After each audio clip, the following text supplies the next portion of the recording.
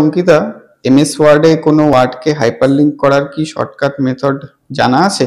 হ্যাঁ sir, shortcut method জানা আছে। কি একটু দেখাও।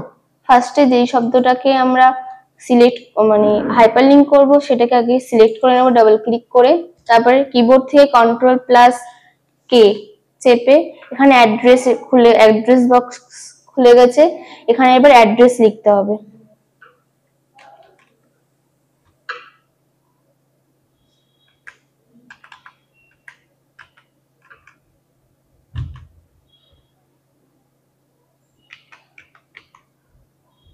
তারপরে এখানে ওকে ক্লিক করতে হবে।